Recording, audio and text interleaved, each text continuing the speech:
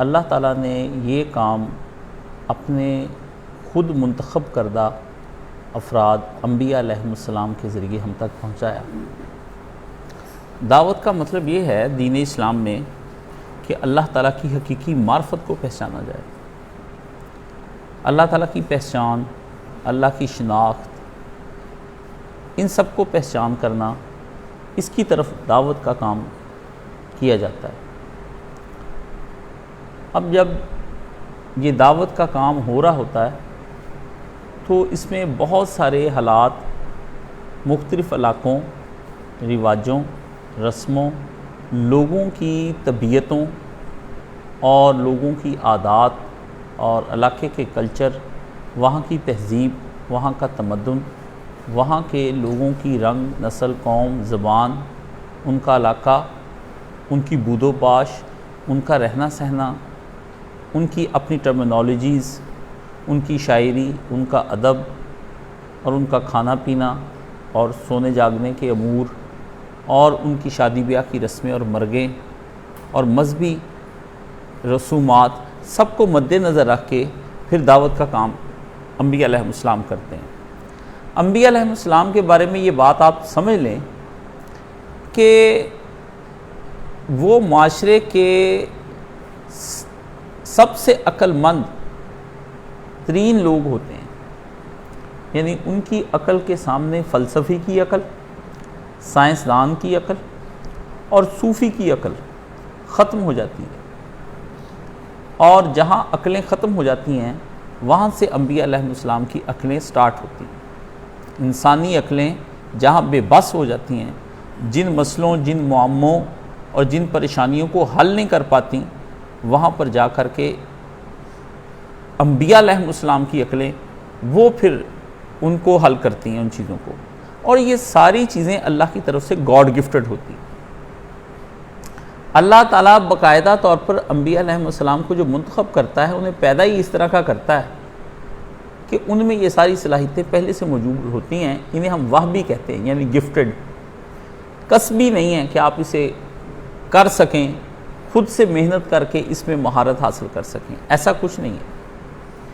اس لیے انبیاء علیہ السلام کی جو ذات ہوتی ہے وہ عام لوگوں جیسی نہیں ہوتی، وہ بڑی بلند اور بابرکت ہوتی ہے۔ نبی صرف باتیں کرنے والا ہی نہیں ہوتا کہ وہ لوگوں کو عقائد سمجھا رہا ہوتا ہے، وہ اپنی ذات میں پورے عمل میں ڈھلتا ہے، جو اس نے وہ کہہ رہا ہوتا ہے اس پر وہ عمل بھی کر رہا ہوتا ہے، جس کی طرف وہ دعوت دے رہا ہوتا ہے اسی کام کو وہ پہلے کرنے والوں میں شمار ہو رہا ہوتا ہے، اور وہ بڑا بابرکت بھی ہوتا ہے۔ یہی نہیں ہوتا کہ وہ نبی صرف ایک دعوت دینے والا، عام جس طرح ہم دعوت دیتے لوگوں کو دیکھتے ہیں، وہ بابرکت ہوتا ہے۔ اس کا وجود، اس کے کپڑے جوتے، اس کا اوڑھنا بچھونا، اس کی گفتگو کے انداز، ہر چیز سے برکت کا ظہور ہوتا ہے۔ اس لیے پھر جب یہ انبیاء اپنی قوموں کے درمیان دعوت دیتے ہیں تو پھر آپ کو یہ بات قرآن مجید کے تناظر میں سمجھنی چاہیے کہ پھر لوگ ان کی مخالفت میں اتر آتے ہیں۔ آپ دیکھیے کہ یہ دعوت دور کی مثال نہیں میں آپ کو دے سکتا، قریب کی مثال آج کے دور میں آپ کو یہ دوں گا کہ آپ مصر کو دیکھ لیں کہ مصر میں فرعونوں کی بادشاہی تھی، اور وہاں پر احرام مصر آج آپ دیکھتے ہیں اور آپ دنگ رہ جاتے ہیں، اور وہ بادشاہوں کے محل کیسے ہوں گے، یہ ان کے مقبرے ہیں جن کو خدا نے برباد کر دیا۔ ان محلوں کے بارے میں سوچیں کہ وہ محل کتنے بلند ہوں گے، کیا کیا آسائشات، جن کے مقبروں کی یہ حالت ہے کہ وہ محلوں سے کم نہیں، اور جہاں انسانی عقلیں دنگ ہیں۔ اور آپ کو پتہ ہے یہ احرام مصر ریت کے اندر دبے ہوئے تھے، تو ریت کے اس علاقے کو کھود کر تو ان احرام مصر کو سامنے عیاں کیا گیا ہے، سامنے لایا گیا ہے۔ اب اور کتنی ریت کھدے گی کہ جس کے نیچے سے وہ محل نکلیں گے، اور سمندروں کے اندر محلوں کے محل ڈوبے ہوئے، وہ تو آج کی دنیا کے اندر آپ جا کر انٹرنیٹ پہ تلاش کریں گے تو آپ کو مل جائیں گے۔ پوری سلطنتیں نیچے بنی ہوئی ہیں۔ ترکی میں ابھی ایک انڈر گراؤنڈ شہر ملا ہے جس کے اندر انہوں نے دیکھا کہ 18 منزلہ عمارت دریافت ہوئی، نیچے کو 18 منزلہ، 18 منزلہ. آج آپ 3 4 6 7 منزلہ ہوتی ہیں, 18 منزلہ. اور پھر اس کے بعد انہوں نے, اس آدمی نے جو جگہ کھودنی شروع کی تو وہ پورا ایک شہر ہی برآمد ہو گیا نیچے. پورے شہر کے اوپر ایک شہر اور شہر کے نیچے بھی ایک شہر. اور انسانی عقل حیران ہے کہ یہ لوگ کیسے تھے. اللہ نے غرق کر دیے. ہڑپا کھود کر آپ کو دکھایا گیا. تو اپنی عقلوں کی جو معراج تھی انسانوں کی دنیاوی علوم اور مہارتوں کے اندر, وہ اخیر تھے.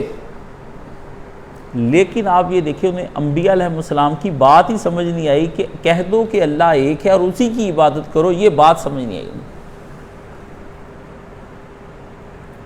یہ دیکھیں یہ بات کتنی مشکل ہے, یہ میں نے آپ کے سامنے رکھی ہے.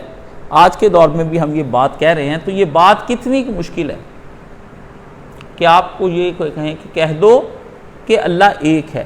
قل هو اللہ احد اور اللہ الصمد لم یلد ولم یولد ولم یکن لہ کفوا احد. اتنی سی بات سمجھ نہیں آتی. اور آج کی کرسچینٹی کے اندر آپ یہ دیکھیں کہ پوری دنیا کے سائنسدان ہیں, اسلام قبول نہیں کرتے ہوئے. آپ کس قدر ان کے روب اور دبدبے کے نیچے ہیں. ان کے بڑے بڑے مشکل انگریزی نام ہیں کہ انہوں نے فلسفے پہ کسی نے 36 کتابیں لکھی, کسی نے 12, کسی نے 8. اور وہ آئنسٹائن ہے, وہ نیوٹن ہے, وہ پاسکل ہے, وہ بوہر ہے اور ایڈیسن ہے, بڑے بڑے نام. اور انہوں نے کیا کیا ریڈیو اور کیا کیا بجلیاں ایجاد کی. آپ یہ دیکھیں کہ یہ لوگ اسلام قبول نہیں کرتے. کیوں نہیں کرتے؟ یہ ایک سوال ہے. اس قدر یہودی پڑھے لکھے ہیں, وہ نبی علیہ السلام کو نبی ماننے کو تیار نہیں ہیں. یہ دو الہامی مذہب ہیں, کرسچینٹی اور جیوزم. آپ یہ دیکھیں کہ ہندوؤں کے آپ جا کے الورا کے غار دیکھیں, آپ ان کے مندر دیکھیں زمینوں اور پہاڑوں کے اندر, اور باولیاں جو بنائی ہوئی انہوں نے پانی پینے کی, وہ دیکھیں آپ دنگ رہ جائیں گے. انڈیا پھرنے کے بعد آپ کی سمجھ میں نہیں آئے گا کہ یہ اس قدر بریک مینا کاری کیسے کر لی ان لوگوں نے. تصویریں کیسی اتنی خوبصورت بنا لی. میتھمیٹکس کا اتنا اچھا اور شاندار استعمال ان لوگوں نے کیا ہے ہندوؤں نے, عقلیں دنگ ہیں. اور امریکہ چلے جائیں تو وہاں اتنی قومیں ہیں, ان سے آپ ابھی انٹروڈیوس نہیں ہوئے.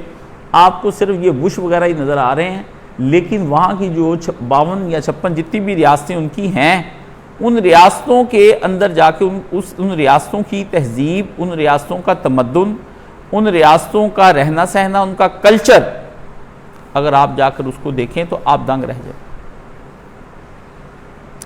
آج کے سارے قیمتی نوبل انعام یافتہ لوگ جن کو ادب, فلسفی, شاعری, فوٹوگرافی انعام مل رہے ہیں, وہ نبی علیہ السلام کو کیوں نہیں مان رہے؟ یہ ایک سوال ہے. اچھا یہ بتائیے, یہ ایک دوست نے مجھے کہا کہ آیت ہے کہ اے اللہ کے رسول اگر آپ تر شروع ہوتے تو یہ لوگ کبھی بھی آپ کے ارد گرد اکٹھے نہ ہوتے. رسول اللہ سے جنہوں نے جنگیں لڑی وہ کیوں نہیں اکٹھے ہوئے رسول کے پاس؟ رسول اللہ ان سے تر شروع تھے.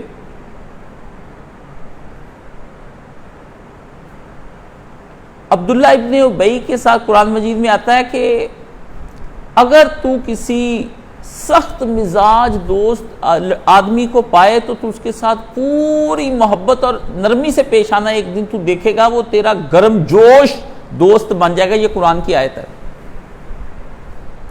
عبداللہ بن ابی کے ساتھ نبی علیہ السلام نے کون سی نیکی نہیں کی؟ وہ مسلمان ہی نہیں ہوا. نبی کے بارے میں آتا ہے کہ آپ کی نرمی کی وجہ سے آپ کے ارد گرد کھڑے. ابو جہل کیوں نہیں مان لایا؟ امیہ, عتبہ, ولید اور شیبہ اپنے زمانے کے چودھری تھے. وہ آپ یہ نہ سمجھیں کہ وہ عام لوگ تھے, وہ ٹریڈنگ کے اندر اتنے ٹاپ تھے کہ ان کو ایران والے بھی بلاتے تھے اور روم والے بھی بلاتے تھے. محلوں کے اندر ان کی بات چیت تھی. ابو سفیان کو روم کے بادشاہ انگریز نے، ہرکل نے، اس وقت انگریز نے، یعنی انگریز آج نہیں پیدا ہوئے، انگریز رسول اللہ کے دور کے ہی ہیں، انگریزی اس وقت بھی تھی. آپ نئی انگلش نہیں سیکھ رہے اور آپ کہتے ہیں آج کی ضرورت ہے انگریزی، رسول اللہ کے دور کی انگریزی بھی تھی. تو ہرکل نے، ان کے بادشاہ نے، ان کے کنگ نے بلا کے ابو سفیان سے گفتگو کی. تو وہ لوگ کیوں نہیں نبی علیہ الصلوۃ والسلام پر ایمان لے کر آئے؟ یہ ایک سوال ہے، کوئی آدمی میرے اس معمے کو حل کرے. ہماری جماعتوں، ہماری تحریکوں کے لیے مجھ پہ بھی اکثر اعتراض ہوتا ہے کہ کاشف صاحب بڑے سخت مزاج ہیں، بڑے یہ بد مزاج ہیں، بڑے ہی بدتمیز ہیں، گستاخ حد تک ہیں، اور یہ باتیں وہ اپنی جمعوں میں بیان کرتے ہیں، مائیں بہنیں بیٹیاں سن کے شرما جاتی ہیں. چلیں مجھے آپ چھوڑیں، آپ نے ذاکر نائک کے ساتھ کیا کیا ہے؟ وہ تو اچھا ہے. میڈیا پہ کیا نہیں ہو گیا، کیا نہیں کہا گیا.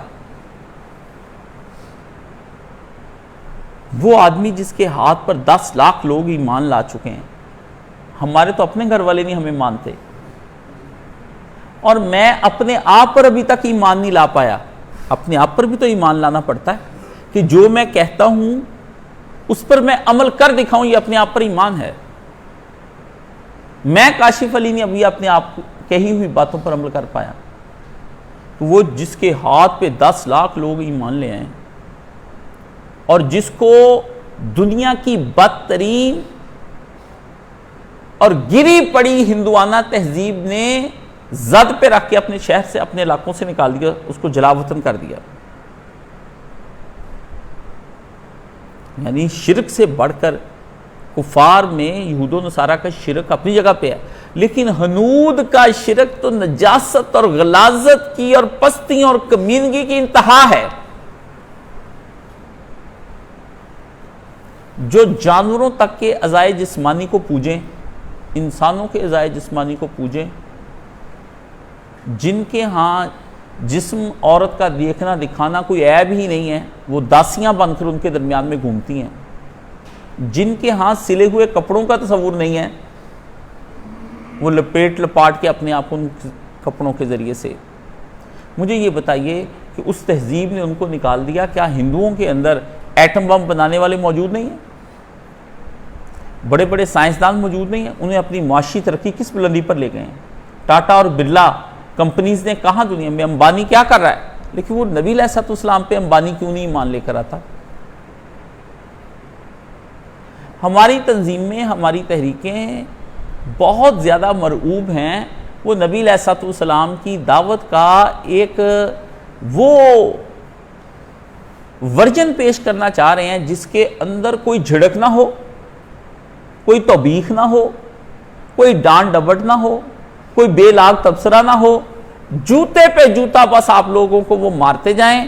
کوئی لبرل سیکولر اٹھ کے آپ آگے سے ہاتھ باندھ کے بغیر کسی دفاع کے اس کی جارحانہ وار کا آپ اس پہ اوپر جو ہے برداشت کرتے جائیں. یہ ہے، اور یہ تصور دیا جا رہا ہے، یہ کامدی ورژن یا دیگر ورژن اسی طرح کے ہیں. وحید الدین خان کا صبر کا حکم ہے، لیکن صبر کی تعریف وہ کی جائے گی جو تعریف آپ نہیں کریں گے، جو قرآن کرے گا. سورہ توبہ میں صبر کیوں نہیں آپ کو کہا گیا کریں آپ؟ سورہ انفال میں صبر کیوں نہیں؟ جہاد کی آیات صبر کیوں نہیں ہے؟ جبھی تو گاندھی نے اب قرآن مجید کے ایک حصے کا یہ انکار اس طرح سے کیا ہے کہ یہ اس دور کی باتیں تھیں، اب نہیں ہیں. اس دور کی تھی تو اس دور تک ہی روکا جاتا، اور ان کو تاریخ کا ایک حصہ بنایا جاتا. تذکیر کا حصہ کیوں بنایا گیا ان کو؟ سمجھ گئے؟ اب آپ یہ یاد رکھ لیں، جب دعوت اٹھے گی، قرآن مجید کہتا ہے دعوت دین اللہ نے یہ چاہ لیا ہے کہ اس چراغ کو مزید روشن کرے، چاہے یہ اپنی پھونکوں سے چراغ کو بجھانے کی کوشش کرے. یہ چلتے ہوئے فکرے، یہ کسے گئے فکرے، یہ کسی پہ کمنٹس اور تبصرے، اور کسی کی دعوت کو آپ بڑے آرام سے نگلیکٹ کر دیں. اس کو کیا پتا؟ وہ تو جاہل ہے، اس کو تو علم بھی کوئی نہیں. ہاں جی، یہ تو یہ ہمارے دین نے سکھایا.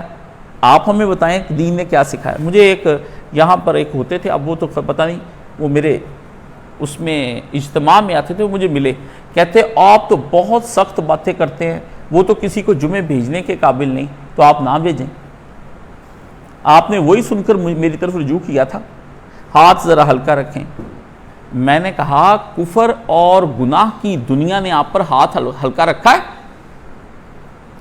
اور آپ جن باتوں کا انکار کرتے چلے جا رہے ہیں کہ ان کو بیان نہ کرو, وہ اس کی تعلیم دے رہے ہیں. لاکھوں ویب سائٹیں, کروڑوں چیزیں ان کی تیار ہو گئی, اور ہر بندہ اپنی ذات کی غلاظت میں اور اپنے ہی پیشاب اور پخانے اور نجاست پہ ڈوب گیا. کسی اور کا نہیں ہے, وہ اس کی اپنی ذات کا ہے. پورا معاشرہ فرسٹریٹڈ ہے. کیا بیٹیاں, کیا بیٹے, کیا مرد, کیا عورت, کیا بچے, کیا بوڑھے, کیا جوان. ظہر الفساد فی البر والبحر, نہ خشکی بچی نہ تری بچی. یہ ایک ایسی چیز ہے کہ آپ دیکھیں بھی, سب کچھ کریں, اور آپ بیماری کا نام نہ لیں, بیماری کو ڈیفائن نہ کریں, بیماری کی کازز نہ آپ بتائیں کہ اس کی کیا وجوہات ہیں, یہ کیوں پھیل رہی ہے, اس کا تدارک نہ بتائیں. بیماری کا نام لینا بھی گناہ ہے. آپ کی سوسائٹی میں گیز اینڈ لیزبینز اتنے بڑھ گئے ہیں کہ اب آپ کہتے ہیں ان کو بیان ہی نہ کریں. آپ کیا کروں پھر میں؟ بیٹیاں گئیں, بیٹے گئے, کالجز, یونیورسٹیاں, ان کی حرکات کو بیان نہیں کرنا. ساری نفسیات, جن کو آپ کہتے ہیں سائیکاٹرک اور سائیکالوجسٹ لوگوں کے پاس جا کر بیٹھے, وہ کہتے ہیں کہ گناہوں کی ایک بہت بڑا کوہ ہمالیہ ہی پگھل کر ہماری طرف آ رہا ہے. جائیں, جا کر آپ ان سے ملاقات کریں, ڈاکٹر سے. اور ان میں وہ ڈاکٹرز بھی ہیں جن سے آپ مشورہ لینے جاتے ہیں, جو خود ان چیزوں میں مبتلا ہوتے ہیں. مزدہ جاں فضا, اے نوید مسیحا, کہ مسیحا خود ہی بیمار ہے. جس نے آپ کو خوشخبری کہتا ہوگا, شاعر کہتا ہے خوشخبری ہو آپ کو کہ آپ کا تو ڈاکٹر ہی بیمار ہے, آپ کا تو معالج ہی بیمار ہے. نام کہتا میرا علاج ہوگا معالج سے, میری محبت کا, نہ سکون آئے گا نہ میں چین میں آؤں گا. امت ساری ڈوب گئی. اب آپ ذاکر نائک کو گالیاں دیں, اب آپ مسلک کی آڑ میں کچھ کہیں, یہ جواب نہیں دینا چاہیے تھا, وہ جواب دینا چاہیے تھا, لڑکی کو یہ نہیں کہنا چاہیے تھا, فلاں کو یہ کہنا چاہیے تھا. یہ آدمی جس کے اپنے گھر والے بات نہیں سنتے, یہ اس آدمی کو سبق دے رہے ہیں جو پوری دنیا کے اندر گھومتا ہے اور ایوارڈز لے چکا ہے, اس کو آپ سبق دے رہے ہیں. تو اس سے یہ پتہ چلتا ہے کہ انبیاء علیہ السلام کے بارے میں میری اکثر سوچ رہتی تھی, اور میں مولانا مرحوم سے بھی یہ سوال کرتا تھا, اور وقت نے مجھ پر یہ عیاں کیا, اور وقت نے میرے سامنے اس بات کو لے کر آیا, اور اس وقت نے اس کو اظہار میں لایا کہ مجھے ایک عمر لگ گئی یہ بات سمجھنے میں کہ جھگڑا اچھی باتوں کے بارے میں کیوں کیا گیا. سب باتیں تو اچھی تھی, انبیاء علیہ السلام سب باتیں اچھی کر رہے تھے. 10 احکامات جو ہیں کہ زنا نہ کر, جھوٹ نہ بول, چوری نہ کر, اپنے ہمسائے کی بیوی پہ آنکھ نہ رکھ, کسی کا قتل نہ کرنا, خدا کے ساتھ شرک نہ کرنا, تکبر, جتنی بھی 10 بڑی بڑے گناہ ہیں. مطلب انبیاء نے ان کو روکا اور وہ لڑ پڑے. اچھی بات پہ کون لڑتا ہے؟ اچھی بات پہ کون جنگ لڑتا ہے؟ کون؟ آج آپ کسی کو کہ یار سچ بولا کرو تو کوئی لڑے گا؟ شرک نہ کرو, کوئی نہیں لڑے گا. پھر نبیوں سے کیوں لڑے ہیں؟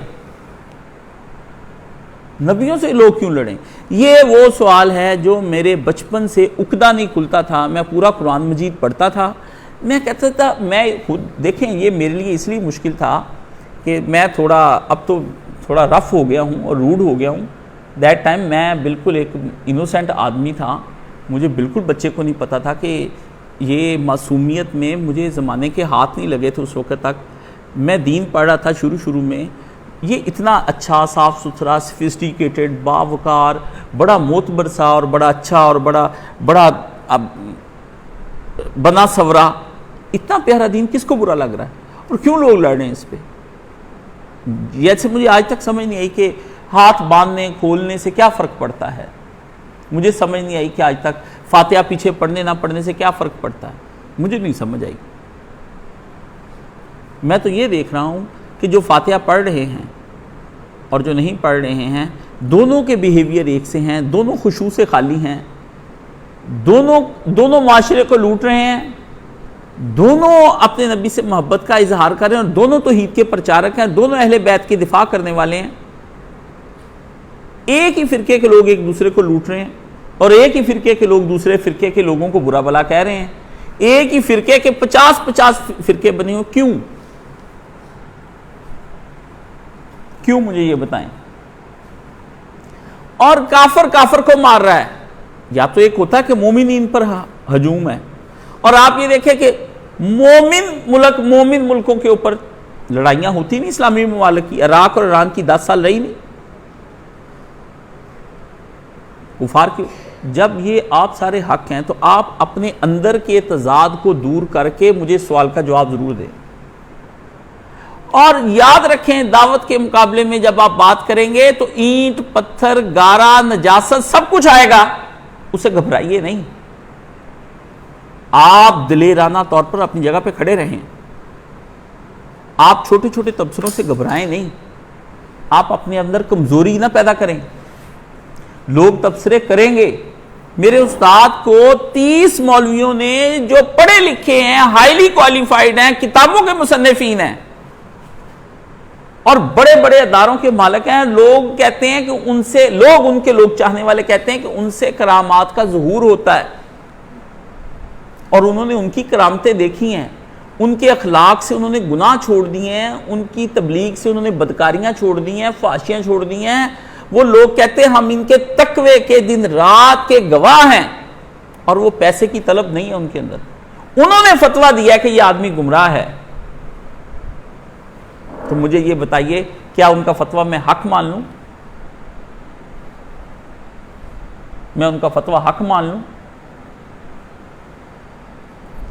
دنیا میں یہ بات طے شدہ ہے کہ مولانا مودودی کے افکار اپنی جگہ پہ, لیکن ان کے اخلاق اور ان کے کردار کے بارے میں ان کے دشمن بھی گواہیاں دیتے ہیں. لیکن کفر کا فتویٰ ہے یا نہیں ہے؟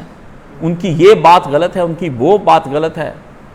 چند جماعتیں پڑھا ہوا آدمی گفتگو کرنے سے پہلے اور تبصرے سے پہلے فیس بک سے بدترین چیز آج تک دنیا میں نہیں آئی, جس کے نیچے کامنٹس سیکشن کھلا ہے, اور ہر وہ آدمی جس کے ہاتھ میں بس غلطی سے موبائل آ گیا ہے وہ گالی بھی دیتا ہے, اور وہ نجاست بھی لکھتا ہے, اور وہ غلاظت بھی لکھتا ہے, اور وہ اس کے اوپر جو چیز چاہا اس کا تبصرہ کر.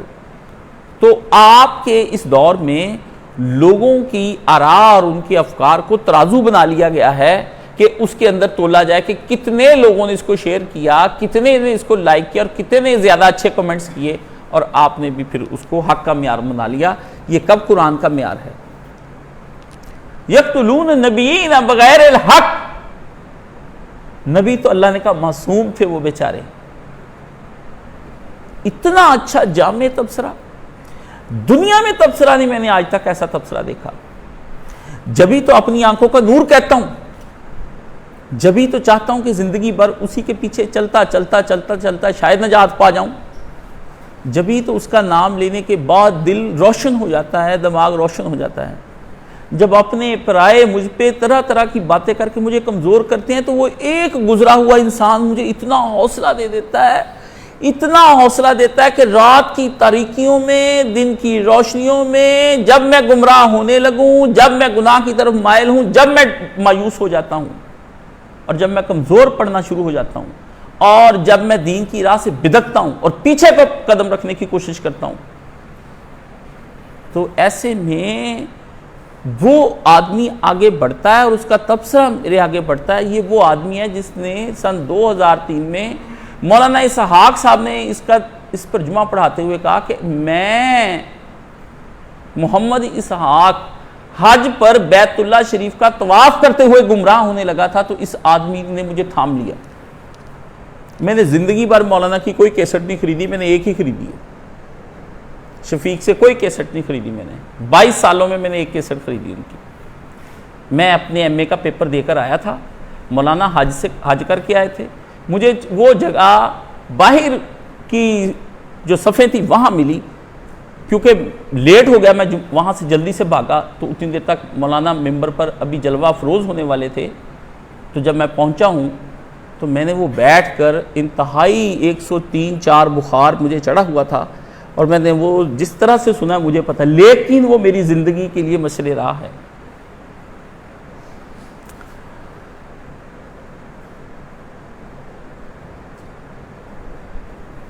امام حسین علیہ السلام نے کربلا کے راستے میں جاتے ہوئے خواب دیکھا، اور آپ نے اٹھتے ہی کہا انا للہ و انا الیہ راجعون۔ آپ کے بڑے بیٹے جناب علی اکبر نے آپ سے سوال کیا، ابا جان خیریت ہوئی؟ کہا میں نے خواب دیکھا کہ ایک گھڑ سوار ہمارے قافلے کے ساتھ ساتھ چلتا ہے، اور وہ کہہ رہا ہے کہ یہ سارے لوگ اپنی طرف سے تو سفر کر رہے ہیں، مگر یہ نہیں جانتے یہ موت کا سفر کر رہے ہیں۔ تو علی اکبر نے اپنے ابا سے پوچھا، ابا جان کیا ہم حق پر نہ ہیں؟ تو جناب امام عاشقاں پورے بطول، ہمارے سر کے تاج اور آنکھوں کی روشنی اور دل کے سرور، ہمارے نبی کے دل کا چین، آپ نے کہا پیارے بیٹے ہم حق پر ہیں۔ تو اس نے کہا ابا اگر ہم حق پر ہیں تو کس بنا پر ہم پریشان ہیں؟ فرمایا ہم پریشان نہیں ہیں، ہم اپنے مقصد کے لیے جا رہے ہیں۔ تو آپ نے فرمایا بیٹا، انہوں نے کہا ہم اگر قتل ہو جائیں خدا کی راہ میں، تو انہوں نے کہا بیٹا ایک بات یاد رکھ، اس دنیا کی بدبختی میں اس سے بڑا گناہ کیا ہوگا کہ وقت کا پاک پکیزہ وہ نبی جس کے بارے میں رسول نے یہ کہا ہے کہ اس کے دل میں کبھی گناہ کا خیال بھی نہیں آیا، جس کا نام نامی اسم گرامی اللہ تعالیٰ نے خود رکھا، اور میاں بیوی بڑھاپے میں تھے، اس میں سے نچوڑ کے اللہ لایا، اور وہ ایک وقت میں 2 نبی اکٹھے ہوئے، اور ایک وہ تھا جو روح اللہ تھا اور ایک یہ نبی تھا۔ اس حضرت یحییٰ علیہ السلام کا سر کاٹ کر ایک رنڈی اور طوائف اور کنجری کے قدموں میں رکھ دیا گیا، اس کی خواہش پہ رکھ، اس کا بیٹا اس سے بڑی دنیا کے اندر تم کیا چاہتے ہو؟ دردناک ترین میری زندگی میں اگر کوئی حادثہ ہے نا تو حضرت یحییٰ علیہ السلام کا ہے۔ میں جتنی بار بھی رویا ہوں حضرت یحییٰ علیہ السلام کو یاد کر کے رویا۔ ہم بدکاروں اور گناہ گاروں کے جن کے دل میں 24 گھنٹے گناہ رہتا ہے،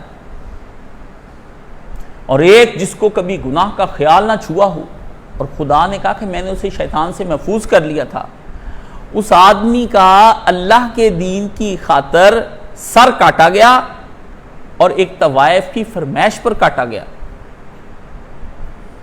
اور کاٹ کر اس کے قدموں میں ڈال دیا گیا۔ وقت کے اس پاک و پکیزہ و مقدس و معطر نبی کے ساتھ یہ ظلم کیا اس انسانیت نے۔ اس کے بعد کوئی آپ کی دعوت دین پر کوئی انگلی اٹھائے، کوئی کہے یہ جواب ٹھیک نہیں تھا، صحیح نہیں تھا، یہ کہنا چاہیے تھا، تو بھائی آپ اپنی طرف غور فرمائیے کہ آپ جہالت کے جو پتلے ہیں، اور جس کے اپنے آپ پر وہ خود ہی مان نہیں لایا آج تک، وہ ایک ایسے آدمی پہ تنقید کرتا ہے کہ جس کے سامنے لاکھوں لوگ ہیں، اور آپ کو یہ نہیں کہنا چاہیے تھا۔ اور اس میں ایک سیاسی جماعت جو بین ہے اور اپنا نتائج بھگت رہی ہے، اس کے ماننے والے اس لیے پیش ہیں کہ یہ وہ ان کی مخالف جماعت کے دور میں اس آدمی کو بلایا گیا، نون لیگ کے دور میں، تو اس کا ایک اچھا امیج خراب کرنے کے لیے کالم لکھوا دیے گئے، کیونکہ وہ یہودیانہ طور پر پھیل چکے ہیں اب آپ کے پورے ملک میں، اب یہ ان کا نکلنا ناممکن ہے۔ یہ نسل مرے گی پھر آئے گی، پھر مرے گی پھر آئے گی، بار بار۔ بہت طویل کام یہود و نصارہ نے مل کے سر جوڑ کر کیا یہ کام، اب آپ جائیں ساری زندگی بھگتتے رہے، یہ نہیں آنی خلافت، نہ انہوں نے آنے۔ اسلام کے نام پر اسلام کو روکنے کا طریقہ کار کیسا واردات کی گئی، آپ اس آدمی پہ تبصرے کر رہے ہیں۔ قرآن مجید تب آپ نے کبھی پورا پڑھا نہیں، بچے آپ کے گھر کے اندر آپ کی بات نہیں مانتے، اہلیہ سننے کو تیار نہیں، مائیں بہنیں بیٹیاں ہاتھوں سے ہمارے نکل گئیں، حجابوں اور داڑیوں کے اتنی لمبی داڑیوں والوں کے ساتھ بے حجاب بیٹیاں پھر رہی ہیں، سروں پہ لڑکے ماؤں نے دوپٹے لیے ہیں، بیٹیاں گریبان کھولے کھڑی ہیں، لڑکے دین کا مذاق ہیں۔ اقبال نے وہ شعر لکھا ایک سنائی کا، اس نے کہا اور روزے سیاہ غنی، اور روزے سیاہ غنی کشمیری ایک بہت بڑا شاعر ہوا ہے، اس نے کہا غنی اس سے بڑی قیامت دنیا کے اندر کیا آئے گی کہ یوسف جس کو دیکھ دیکھ کے زلیخا آنکھیں ٹھنڈی کرتی تھی اور نور برتی تھی اپنی آنکھوں میں، اس کا باپ اس کی جدائی میں اندھا ہو گیا۔ نبی علیہ السلام کے بچے کفر کی آنکھوں کا نور ہو گئے اور ان کے دل کا سرور ہو گئے۔ تم سادات سے کم تو نہیں ہو، جس نے مان لیا وہ سید ہی تو ہو گیا، وہ دنیا کے اندر معراج پا گیا، وہ اپنے نبی کے قریب ہی تو چلا گیا۔ کیا خون ہی قریب لاتا ہے؟ اگر خون قریب لاتا ہے تو وہ جو جنہوں نے پروانوں نے بدر و احد و حنین و خندق میں جانیں دی تھی، جو مکے کی وادیوں اور گھاٹیوں کے اندر تاریخ راہوں میں مار دیے گئے، وہ سمیہ کیا ہوگی، وہ یاسر کیا ہوگا، وہ بلال کی چیخیں کیا ہوں گی، ان کا جرم کیا یہ لکھ کر ان کے درجے گرا دیے جائیں گے کہ تم نبی کے خون سے اور نسب سے نہیں تھے اس لیے ہم تمہارے درجے گرا رہے ہیں۔ آپ کو یہ پتہ ہی نہیں کہ آپ اس نبی کی امتی جب کہلوا لیتے ہیں تو آپ پھر کہاں جا کے کھڑے کر دیے جاتے ہیں۔ او غافل مسلمان، اپنی خودی پہچان، اپنے آپ کو پہچانو غافل مسلمان۔ کیسا یہ ملک ہے کہ آپ نے اسے اکتساب کرنے کی بجائے اس آدمی کو متنازع اور کنٹروورشل بنا دیا۔ بدبخت امت، اور جن کے دل کے اندر شرک بستا ہے اور کفر کے سائے ان کے دل و دماغ پر ہیں، انہوں نے اتحاد کر کے بائیکاٹ کر دیا۔ اپنے شرک کی کیا توجیہ دیں گے رسول خدا کو؟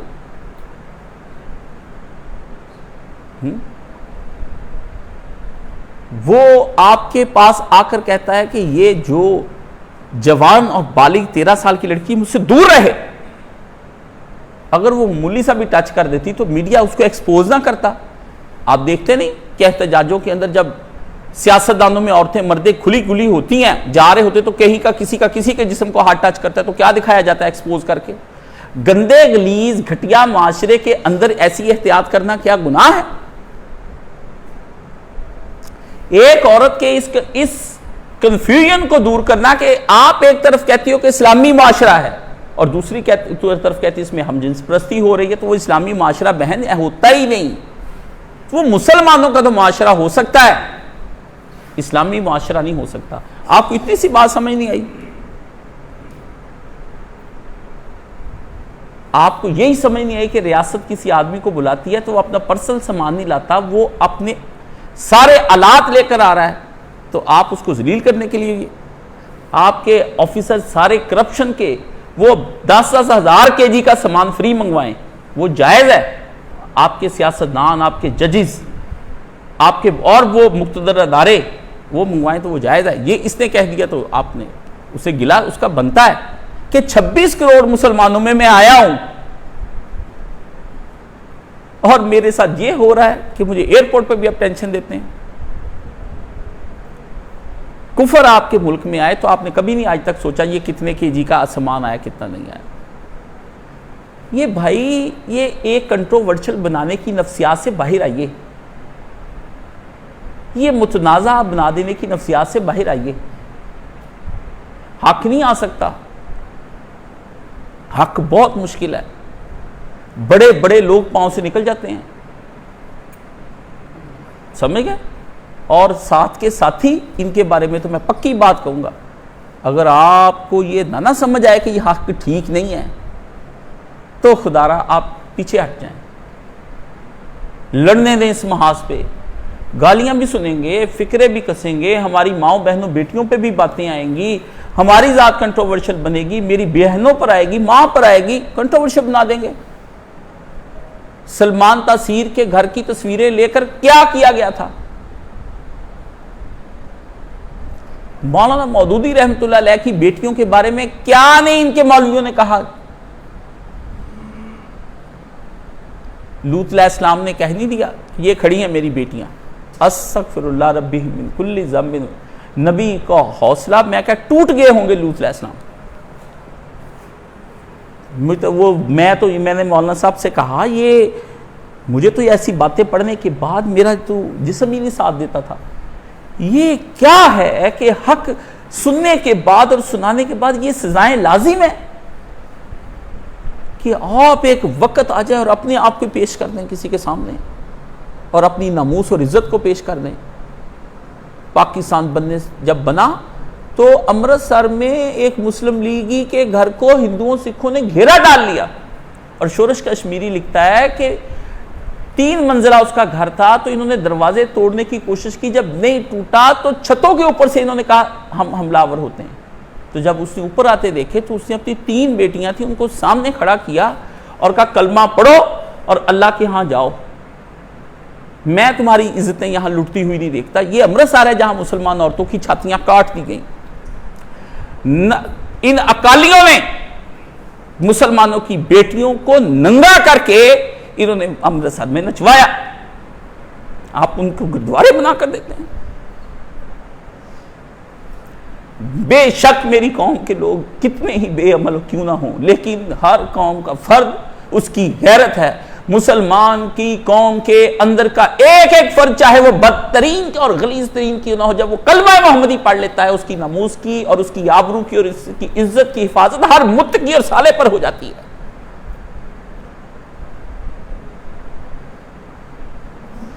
آپ کے کلیجوں کے اندر ابھی تک وہ گرمی کیوں نہیں آتی جو پاکستان بناتے وقت جنہوں نے ہمارے ساتھ کیا ہے؟ بدترین آدمی ہے جو اپنی ناموس اور عزت کو کسی دشمن کے ہاتھوں پامال ہونے کے بعد اس کے ساتھ جا ہاتھ ملائے۔ قتل ہو جائے مرد تو کوئی بات نہیں، زمینیں اور جائیدادیں کھنچ جائیں تو کوئی بات نہیں، آپ کے گھر کا مال لوٹ کر لے جائیں سارا، کوئی بات نہیں، دن دیہڑے ڈاکہ لاکھوں کروڑوں کے زیور اور جواہرات لوٹ لیں، آپ کو مالی طور پر آپ کے بزنس میں نقصان پہنچا دیں، کوئی بات نہیں، مگر جب دشمن اپنی غلاظت کی انتہا پر گزرتا ہے تو آ جاتا ہے تو وہ پھر ناموس پر ہاتھ ڈالتا ہے، عزت اور آبرو پر ہاتھ ڈالتا ہے۔ یہ بدترین دشمن ہے، اس کے ساتھ صلح نہیں جنگ لگنی چاہیے اور آخری وقت تک قتل کر دینا چاہیے ان کو، یا خود مر جاؤ یا خدا کی راہ میں مار دو۔ مسلمان کس بات پہ پھر رہے ہیں؟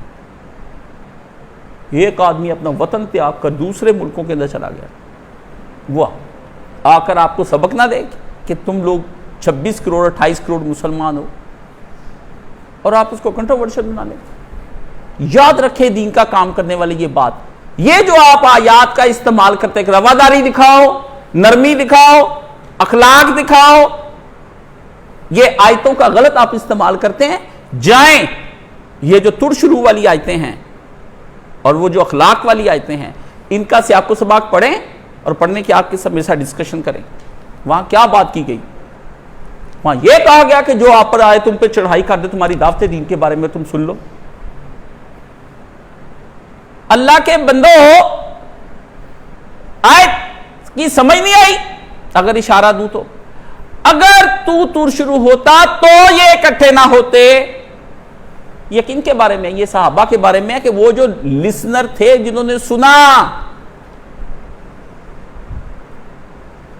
نے سنا، وہ نبی کے صحاب ہیں، کفار نہیں۔ اپنوں کے ساتھ نبی اس طرح کے تر شروع نہیں تھے، اور الحمدللہ میں بھی نہیں ہوں۔ میرے جیسا تو اخلاق کو لا کر دکھائے کہ میں کسی فرد کو آنے کے بعد کس پروٹوکول سے بٹھاتا ہوں اور اس کی کیا عزت کرتا ہوں، اور اس کی چھوٹی چھوٹی چیزوں کے اندر میں خود کو گلا لیتا ہوں کہ اس کو یہ تکلیف اور یہ کیوں ہوئی، اور اپنے ہاتھ سے کھانا دیتا ہوں اور اپنے ہاتھ سے پانی بناتا ہوں، اور اس کے مجھے سب کہتے ہیں نوکر بنے، آپ کیوں اٹھتے ہیں؟ لیکن یہ کہا گیا ہے ادب اور اخلاق کی کتابوں کے اندر کہ آدمی کتنا ہی دولت مند اور رئیس اور امیر اور نواب کیوں نہ ہو، اس کو چاہیے جب اس کا مہمان آئے تو وہ اپنے مہمان کا خادم خود بن کر اٹھے، اپنے نوکر سے روٹی نہ دلائے اس کو۔ باوجود تکالیف کے ہم جو اس کے ساتھ سلوک کرتے ہیں اپنے، تو ہم یہ نہیں کہتے وہ کون سے اخلاق تھے جن کے بارے میں کہا گیا آیات کا غلط استعمال پڑھنے کے بعد آپ کو سارے لوگ متنازع نظر آئیں گے. یہ جواب نہیں اس کو دینا چاہیے تھا. قرآن میں آتا ہے کہ نبی آپ سخت ہوتے تو یہ نہ ہوتا. بھئی آیا پھر وہ ایمان کیوں نہیں لائے؟ اس کا مطلب ہے جو نہیں لائے ان کو ترش روئی لگی، تو اس کا مطلب ہے اپنے اپنے ایمان کا سٹیٹس اور معیار آپ کا اپنا ہے کہ کسی کو لگی اور کسی کو نہ لگی. ترش روئی کا کوئی تو سٹینڈرڈ ہوگا جہاں جا کر پتا چلے یہ ترش روئی ہے اور یہ نہیں ہے، یہ فزن غلیظہ، یہ سختی ہے یہ نہیں ہے. آپ بہت بلند اخلاق پر اے نبی بیٹھے ہیں، وہاں بتائیں نا علم نشرح لک صدرک، یہ بتائیں نا، آپ پڑھیں. یہ کون سا بھائی اخلاق آپ نے خود ساختہ کفار والا بنا لیا ہے؟ اور یہ اخلاق تو کفار بھی نہیں مانتے. آپ ایک تھپڑ ماریں وہ دوسرے 10 تھپڑ آپ کو مارنے کے لیے بیٹھے ہیں. آپ کے ملکوں کے ملک تباہ ہو جائیں وہ ایک قرارداد بھی پاس نہیں کرتے. اپنے ہی چند 10 15 20 2000 4000 لوگوں کی این جی اوز کو کہتے تم احتجاج کرو، تاکہ ہمارا جو چنگیز چہرہ ہے نا اس کے اوپر روشنی کا ایک غلاف آ جائے کہ نہیں جی وہاں بہت احتجاج ہو رہے ہیں فلسطین کے حق میں. خود ہی کہہ دیتے ہیں، آپ ہی سیاستدان کہہ دیتے جا کے آپ ہمارے خلاف احتجاج کریں. اقبال نے کہا تھا مسلمان جو ہے نا یہ عیاریوں اور اپنوں کی مکاریوں کا ہی شکار ہے، بگانوں نے ان کا کچھ نہیں کیا. دیکھ رشتہ شکستہ تسبیح شیخ، اقبال نے کہا جب یہ عید کا چاند چڑھا نا تو اے غرائے شوال، اس نے کہا او چاند.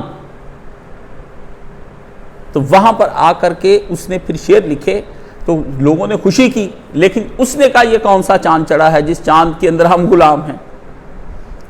ایسے چاند کی کیا خوشی کرنی ایسی عید کی جس میں بیڑیاں پہنی ہوئی ہوں اور قیدی اندر بھوک سے مر رہا اور اس کو کوڑے اور تازیانے لگ رہے ہیں اور وہ عید کا چاند لے کر خوش ہو کہ عید کا چاند آ گیا. تو وہاں پر اس نے کہا دیکھ رشتہ شکستہ تسبیح شیخ اور بتکدے میں برہمن کی پختہ زناری بھی دیکھ. کہتا دیکھ مولوی نے اتنا فساد پھیلایا کہ اس کے اپنے ہی ہاتھوں کی تسبیح یعنی مسلمان وہ ٹوٹ گئی اور دانے بکھر گئے تفرقے کے. اور برہمن کی پختہ زناری بھی دیکھ. اور اس نے کہا ہندوؤں کا ایک کا بھی دیکھ کہ انہوں نے بھی مالا پہنی ہوتی پر ان کی مالا ٹوٹتی نہیں. پاکستان بنانے میں ہندوؤں کے 2 گروہ نہیں آج تک ہوئے کہ بننا چاہیے کہ نہیں، وہ کہتے نہیں بننا چاہیے، سب نے ایک آواز کی، مسلمانوں نے 2 کر لی، ایک کہتا ہے بننا چاہیے اور ایک نہیں بننا چاہیے. تو فریب کا شکار کون ہوا؟ وہ جنہوں نے اس کا انکار کیا. ہم نہیں ہوئے، ہم نہیں ہوئے. ہم جیسے تیسے کر کے ہم آج جہاں پہ کھڑے ہیں، اگر وہ 7ویں ایٹمی طاقت ہے تو ہم 8ویں تو ہیں. وہ 1.5 ارب ہو کے 4 5 6 کریں، ہم 20 22 16 کروڑ ہو کے اس زمانے میں ہم 7 8 9 کریں.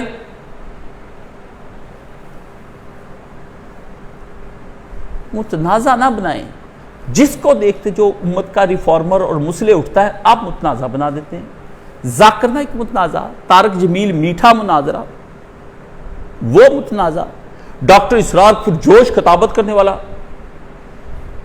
وہ متنازع، مولانا اسحاق امت کو اٹھا رہا ہے، خلافت کا نام دے رہا ہے وہ متنازع.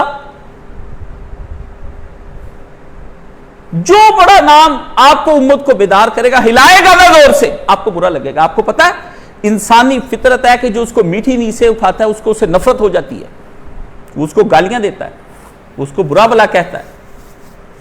آپ کے گھروں میں ہے یہ. جب کبھی آپ کو جوانی کا نشہ ہوگا تو نیز سے اٹھانے والا آدمی سب سے برا آپ کو لگتا ہے. اس امت کا المیہ یہ ہے کہ اس امت میں جس نے اٹھایا وہ رگڑ دیا گیا، وہ مار دیا گیا، وہ تباہ و برباد کر دیا گیا. اس کے افکار، اس کی محنت، اس کی تپسیا، اس کی ریاضت، اس کا مجاہدہ، اس نے اپنے دکھوں میں جس طرح چاہا آپ کو دین پہنچایا. آپ نے کہا اس کو مسل دو، رگڑ دو، پمال کر دو، روم دو اس کی شخصیت کو. ایک آدھ بکواس کر کے، ایک آدھ جاہلانہ تبصرہ کر کے، ایک آدھ بات کہہ کے اپنی اوقات پہچانے بغیر کہ میں کتنے دائرے کا پڑھا لکھا آدمی، اوقات سے مراد دولت نہیں ہے میرے نزدیک.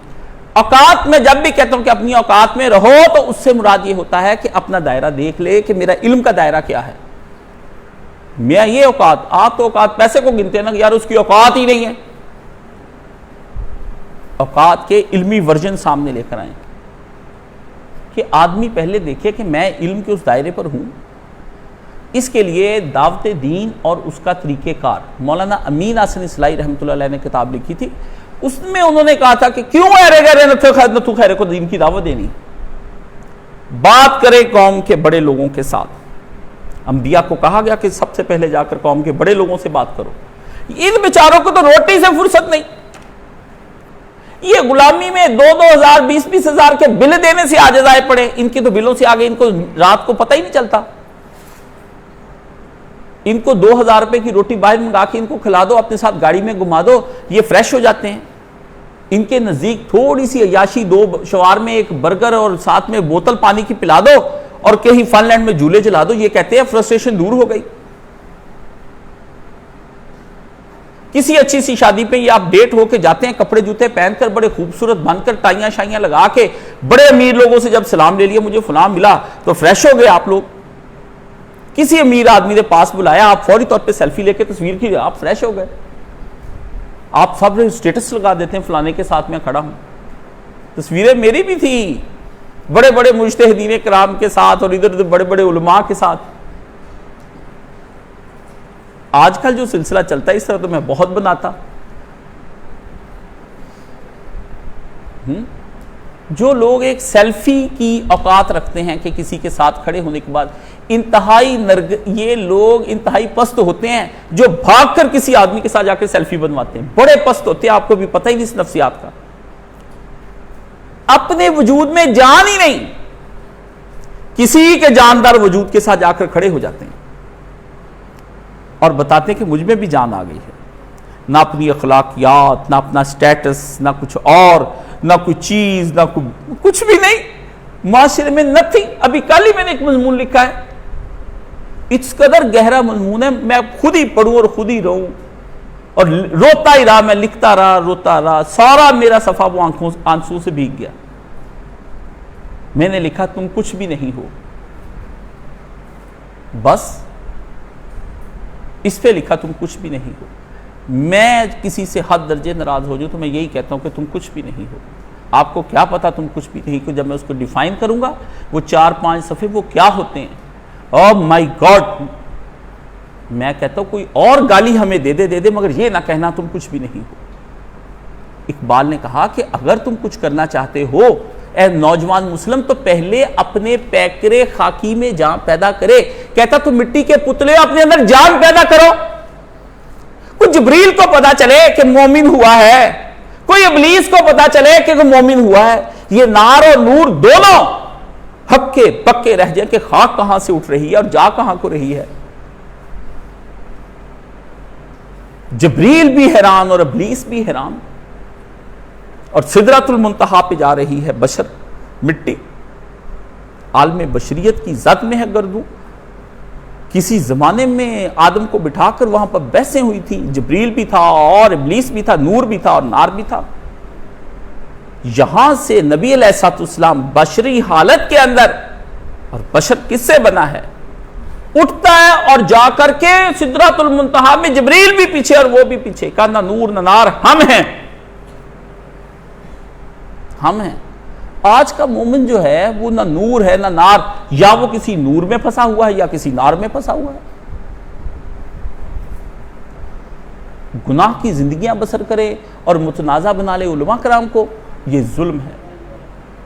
آپ کو اگر پسند نہیں ہے تو اس پہ کم از کم ایک بات آپ اپنی جہالت کا اعتراف کرتے ہوئے کہا کریں مجھے اس کا علم نہیں ہے. جی تو چاہتا تھا میں ڈاکٹر صاحب کو یہ پیغام دیتا کہ آپ مجھ سے زیادہ پڑھے ہوئے ہیں اور افضل و اعلیٰ ہیں اور بڑے شاندار ہیں اور بڑے زور سے کھڑے ہیں، بے لاگ تبصرے کرتے ہیں غیروں پر آپ. تو ہمارے جیسے جاہل ملکوں میں اگر آپ کبھی سفر فرمائیں تو لا ادری کا فلسفہ سمجھ کر آئیں. ہمارے جاہل لوگ لا ادری کا مطلب ہے کہ میں نہیں جانتا، مجھے اس کے بارے میں علم نہیں ہے. اس سے آپ کی کم از کم آبرو تو بچ جائے گی.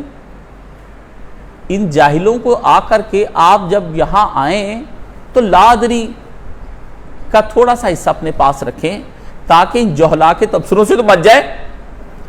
ان کو پراپر علم نہیں ہضم ہونا، آپ علم بانٹ رہے ہیں ان کے درمیان میں. لا ادری علماء نے کہا ہے نصف علم سے زیادہ ہے. نصف علم ہے. جس کو لا ادری کہنا آ گیا نا، کہتے ہیں اس کے پاس نصف علم آ گیا. امام مالک رحمۃ اللہ علیہ کے پاس ایک آدمی اسپین سے آیا، آ کر اس نے آپ سے سوال کیے 150 سوال، اور اس نے کہا امام میں آپ سے پوچھتا ہوں تو آپ ہر بات پر مجھے کہتے ہیں لا ادری، مجھے نہیں پتا. اتنی دور سے سفر آیا. فرمایا جہالت کا فتویٰ، بغیر علم کے میں فتویٰ تم کو دوں سے بہتر نہیں میں کہہ دوں مجھے کچھ علم نہیں. جاؤ جا کر اپنے علاقے کے عالم سے پوچھیں ان مسائل کو، اور اسپین میں سب کو بتا دینا کہ امام مالک کو کوئی جواب نہیں آیا. یہ عالم اگر آپ نے ڈھونڈ لیا نا، یہ عالم اگر آپ نے ڈھونڈ لیا، وہ سچا عالم ہے. اسی وجہ سے ہم سب پھنستے ہیں، میرے سمیت. ہم جتنے یہ کیمروں کے سامنے بولتے ہیں نا، ہم خود ہی ایسے پھنستے ہیں اس کے درمیان میں، بعد میں ہمیں جواب نہیں آتا. شیخ عبدالعزیز بن باز سعودی عرب کے مفتی اعظم ریکارڈنگ کروا رہے تھے، تو شاگرد آیا، آ کر کہا استاد جی یہ آپ کی ریکارڈنگ میں ایک آدمی نے سوال پوچھا اور آپ نے اسے کہا کہ لا ادری، مجھے نہیں پتا، تو میں وہ جگہ کاٹ کے تو آگے کر دوں. یہ آکورڈ سا فیل ہوتا ہے. تو شیخ نبینا بھی تھے لیکن بصیرت والے تھے. فرمایا نہیں، ریکارڈنگ کے اندر یہ آنا چاہیے کہ مجھے یہ سوال کا جواب نہیں آیا، تاکہ لوگوں کو پتا چلے کہ بہت سے سوالوں کا جواب شیخ عبدالعزیز بن باز کو بھی نہیں آتا تھا.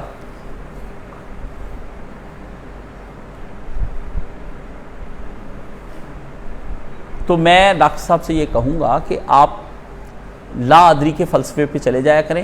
ہمیں اتنا علم ابھی ہضم نہیں ہوتا. ہم کہاں، اسی لیے بہت سی چیزیں میں نے کہا کہ وقت پہ دیکھیں مولانا مودودی رحمۃ اللہ علیہ سے ایک اہل حدیث عالم آئے بحث کرنے سیالکوٹ میں. مولانا نے رکھی ان سے ملاقات، انہوں نے شہر میں اشتہار دے دیا مولانا مودودی سے میرا مناظرہ.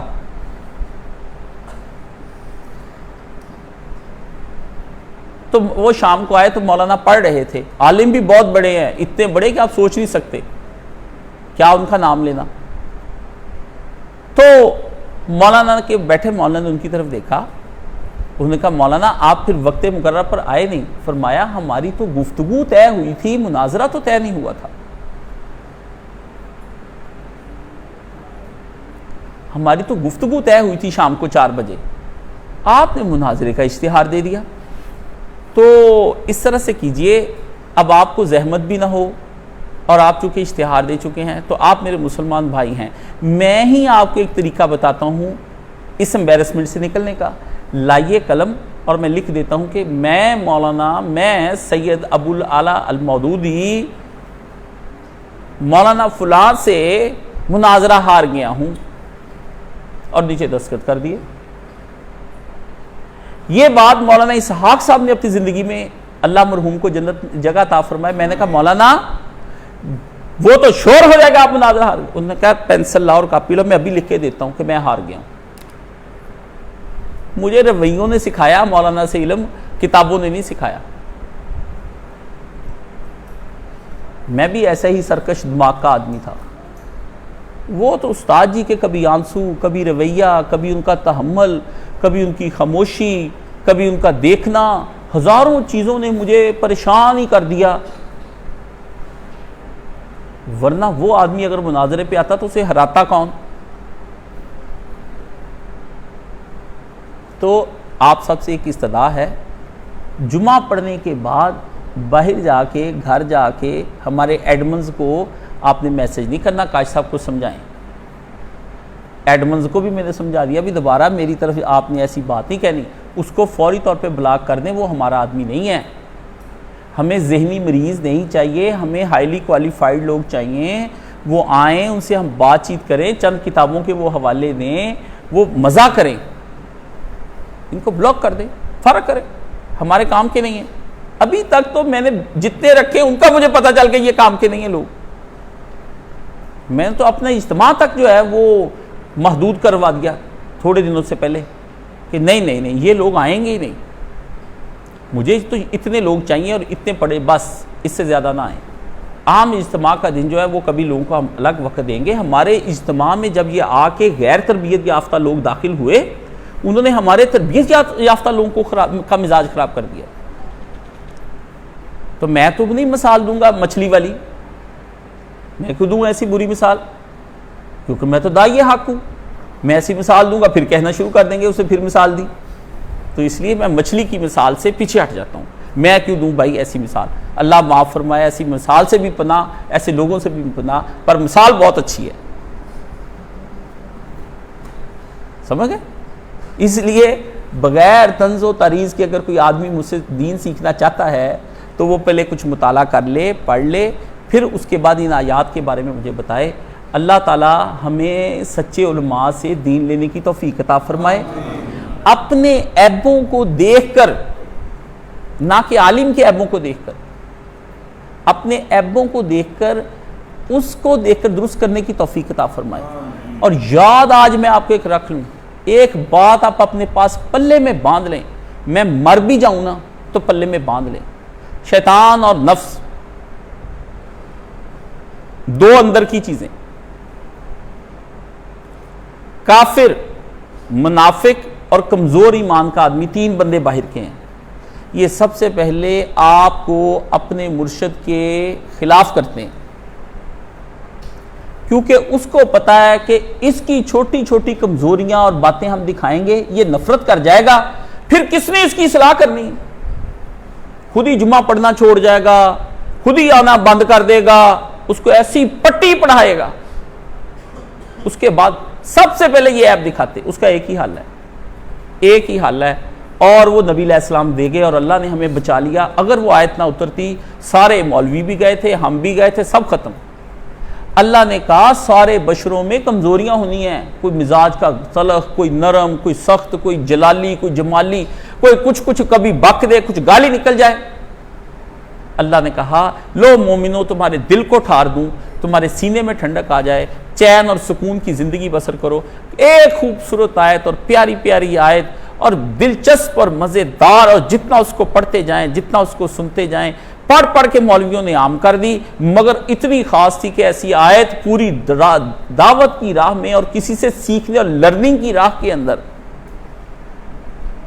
لرننگ کی راہ کے اندر اس سے اچھی آیت نہیں. آپ یہ دیکھو لرننگ پوائنٹ آف ویو پر حضرت موسیٰ علیہ السلام کی عجلت اور خضر علیہ السلام کا تحمل. تو آپ اپنے آپ کو کیوں نہیں عجلت والا مانتے کہ اتنا بڑا نبی عجلت میں آ گیا, تو میں کیوں نہیں آ سکتا؟ یہ میرا عاجلانہ تبصرہ ہے, جلد بازی کا تبصرہ ہے. لَقَدْ كَانَ لَكُمْ فِي رَسُولِ اللَّهِ أُسْوَةٌ حَسَنَةٌ. آیت ختم, دعوت ختم, مولوی سب بچ گئے, آپ کی راہ سیدھی, آپ شہد کی مکھی کی طرح بیٹھیں, چوسیں, لیں, انجوائے کریں. مرشد سے جو اپنا علاج کرانا ہے, ڈاکٹر صاحب کے پاس آپ دوائی لینے آئے ہیں, آپ پوچھنے بیٹھ جائیں ڈاکٹر صاحب آپ کے بچے کتنے ہیں, آپ کی بیوی کہاں رہتی ہے, ڈاکٹر صاحب آپ کی ناک ٹیڑھی ہے, آج سنت کے مطابق آپ نے داڑھی نہیں رکھی, آج آپ کی شلوار اوپر نہیں ہے, ڈاکٹر صاحب نفل نہیں پڑھتے, فرض نہیں پڑھتے, ڈاکٹر صاحب ادھر تو کوئی معیار نہیں ہے. کسی اچھے متقی بیکری والے سے لیا کرے نا بیکری, پرہیزگار سے فروٹ لیا کرے, کسی صالح اور شہید کے باپ سے آپ جا کے سبزیاں لے کر آیا کریں, اور کسی متقی بینک میں پیسے جمع کرایا کریں. ہاں جی, جب سودا لینے اسے بٹھا لے, انہوں نے کہا پہلے رسول اللہ کے معیار پہ میں تمہیں پرکھوں گا, پھر پلاٹ دا سودا ہونا. ڈاکٹر صاحب کے پاس کوئی بندہ آئے, نہ پہلے دسو تسی نمازاں کنیاں پڑھ دے, پھر میں تہاڈیاں اکھاں چیک کروں. اب میاں شعیب جائے بازار اور جا کے وہاں سے کہ نہ بابا نہ, آپ متقی نہیں ہیں اس لیے میں تو جوس نہیں پینا آپ سے. سبحان اللہ, یہ شیطانی فریب ہے میری جان, یہ شیطانی فریب ہے. چپ کر کے کسی کو اتنے نبی کے معیار پہ نہ تولیں, کمیاں کوتاہیاں برداشت کریں، اپنے فرد کو آگے بڑھائیں۔ کافروں کے سارے رائٹر اور ان کے بڑے بڑے لوگ، اگر میں ان کے گناہوں کی پرسنل آٹو بائیوگرافی کو رکھ کے 50 60 70 آپ کو بتاؤں، وہ خود یہ کہتا ہے میں یہ کام دن رات کر کے سوتا ہوں، تو آپ انہیں انسان چھوڑیں، جانور بھی نہ مانیں، اتنے گرے ہوئے ہیں۔ یہ افلاطون اور ارسطو اور سقراط اور بقراط کی میں ان کی پرسنل ہسٹریز آپ کو سناؤں، آپ کانوں کو ہاتھ لگائیں، اچھا ان کے حوالے دیتے ہم۔ لیکن انہوں نے کیا ان کی سب چیزوں کو چھپا دیا، ان کے افکار کو بلند کر دیا، اور اپنے معاشرے میں انہوں نے کہا کہ یہ بڑے لوگ ہوتے ہیں۔ آپ نے بڑے لوگوں کے سارے بڑے بڑے باتوں کو اور سالے پن کو چھپا دیا، اور ان کی چھوٹی چھوٹی باتوں کو پہاڑ بنا کے سامنے لے آئے، جس کے نتیجے میں وہ آیا ہوا بندہ پوری قوم کو سے فائدہ اٹھانا چاہیے تھا، لوگ اس کے جلسوں میں جاتے، اور کیوں وہ گئے ان چھوٹے موٹے اور اتنے برے یہ منتظمین۔ مجھے تو حیرت ہوئی، او مائی گاڈ، میں اب کراچی گیا، تم سے ملاقات کر کے آؤں گا بنوریا والوں سے، آپ کو چوائس ہی نہیں آئی کہ بندہ کون سا سوال کرنے کے لیے آگے لے کے جانا ہے۔ اسے کہتے ہیں اپنا سوال لکھیے، نہیں تو لکھوائیے، ہمیں پتہ تو چلے آپ کیا کہنے لگے۔ دیکھیں نا، اخلاق کی گری ہوئی آدمی نے صرف پہلا نمبر میرا آ جائے، پوری قوم کا نمائندہ ہے وہ آدمی، اور اس کو کسی نے کچھ نہیں کہا۔ وہ یہ کہتا ہے میں کرسچن ہوں، اور وہ آگے آنے کے بعد جب سوال کہتا ہے میں کرسچن نہیں ہوں، میں مسلمان ہوں، میں نے تو اپنی باری لگانے کے لیے جھوٹ بولا تھا کہ جلدی باری آ جائے گی۔ ڈاکٹر صاحب نے کہا پڑھو پھر کلمہ، اب یہ کلمہ پڑھانے پہ بھی ایک آدمی نے یہی کہہ دیا میں عیسائی ہوں۔ کس حوصلے سے اس نے کہا ہوگا یار، ایک اتنا سا نفع کہ میری باری جلدی آ جائے گی۔ آپ سوچیں یہ آدمی کس قدر بکاؤ ہوگا کہ اس کے آپ 50,000 لاکھ دے کے کسی کا کچھ کرا لیں۔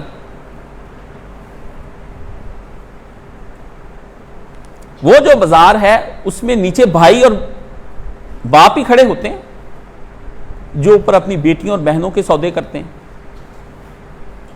مثالیں ہیں۔ آپ کو شرم نہیں آئی؟ اور آپ نے جس کو جی چاہ کر دیا کہ کھڑے ہو جاؤ بھائی، جا کے ڈاکٹر ذاکر نائک سے سوال کر لو۔ آپ سلیکٹ کریں، انٹرنیشنل میڈیا پہ بات جانی ہے، اس آدمی کے سامنے وہ آدمی آئے جس کی کوئی الجھن ہے، وہ لوگ اس کے سامنے پاکستان کا امیج خراب کرتے ہیں، تو اسے روکنا ہی تھا نا۔ وہ کہتی پاکستان کے اندر یہ بھی ہوتا ہے، نماز بھی پڑھتے ہیں، اس سے تو ہمارے کنٹری کو بچایا، اس نے ہمارے کنٹری سے محبت کا اظہار کیا، اس بندے کو بات نہیں کرنے دی۔ ایک اور کرسچن نے سوال کیا، اس نے کہا یہاں تو آج، اس نے کہا بس بھائی آپ کا سوال مکمل ہوا، آپ بحث نہ کرو، تقریر نہ کرو، آپ ہٹو یہاں سے۔ وہ کرسچن مظلوم بنا ہوا تھا، ڈانٹ دیا، ڈپٹ دیا۔ بھئی ڈانٹ ڈپٹ تراش خراش، اتنے قیمتی ہیرے موتی اور جواہرات ہیں، واللہ آج استاد جی آ جائیں اور جوتوں سے پیٹ ڈالیں نا مجھے، بس واپس آ جائیں، میری ماں مجھے ذبح کر دے پر لوٹ تو آئے نا۔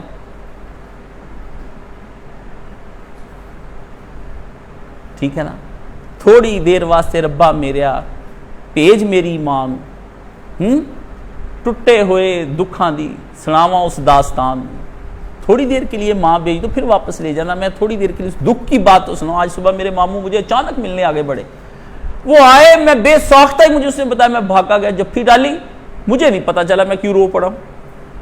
وہ مجھے کہتے کیوں مسئلہ ہو گیا، کیوں روتے ہو؟ میں کہا بس آپ کو دیکھا تو کسی کی یاد آ گئی، آپ بھی تو کسی کے ہیں، جب آپ آئے تو کوئی خوشبو آئی، کوئی رونق آئی، کوئی شے یاد آئی، ٹوٹے ہوئے قلب کے لیے اس سے بڑا درد کا درماں کیا ہوگا کہ آپ آئے اور آپ کی شکل میں ایک اور بھی آیا ساتھ آپ کے چل کے، جس کی زیارت کرنا حج کے برابر ہے۔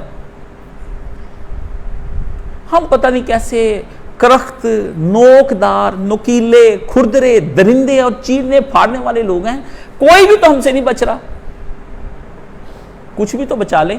یہ اس امت کا المیہ ہے، آ جائے گا سارا کچھ آپ کے ہاں، اسلام بھی آ جائے گا۔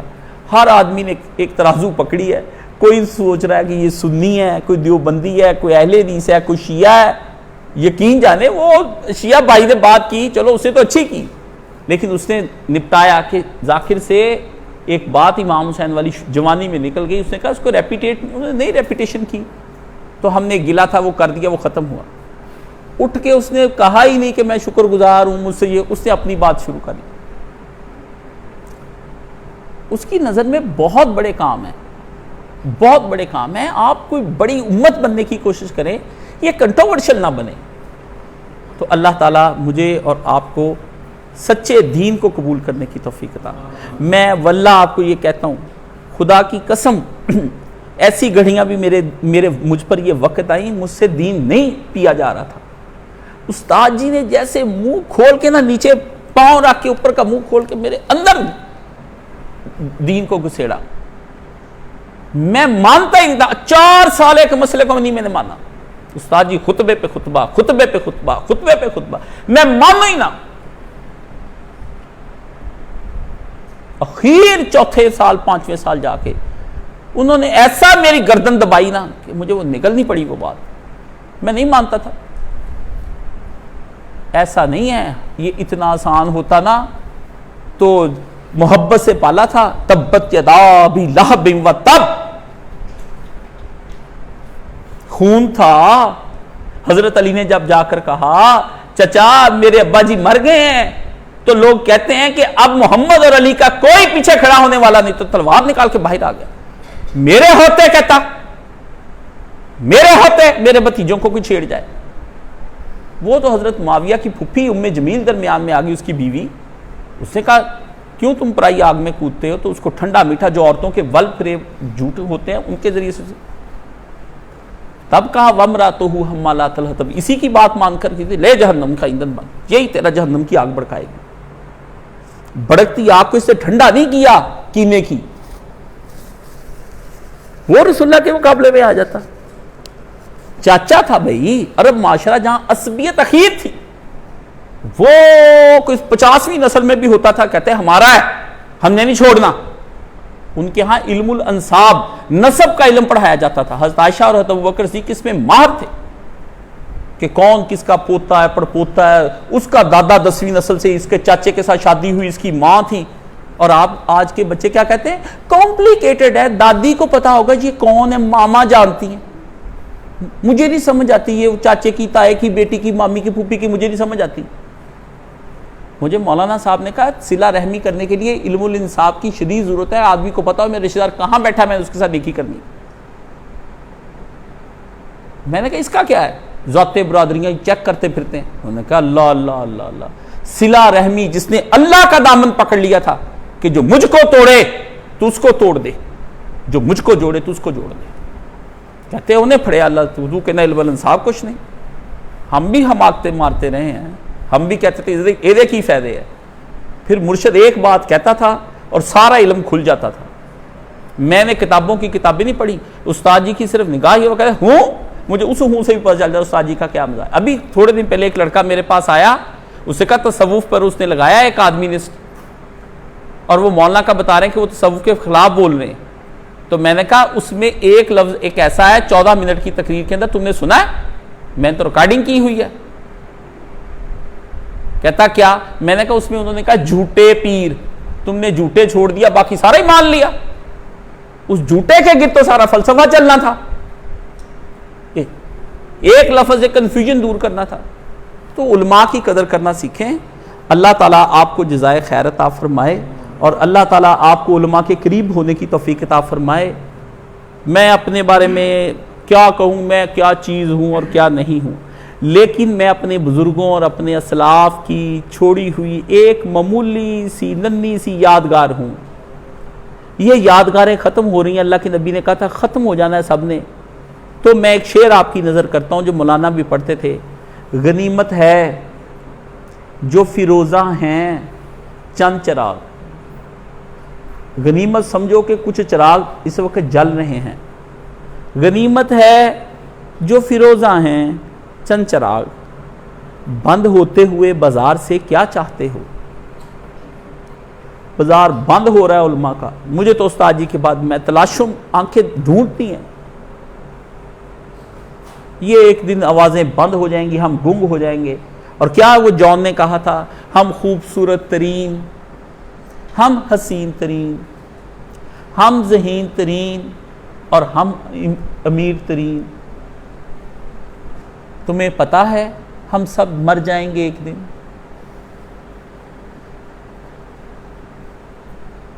تم بھی کتنی حسین ہو، میں بھی کتنا خوبصورت ہوں، مگر افسوس یہ ہے ہم مر جائیں گے.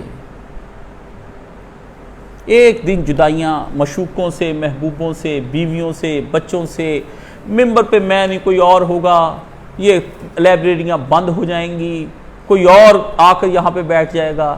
فکر کریں آخرت کی، یہ تنقیدوں کے دائرے سے باہر نکل جائیں.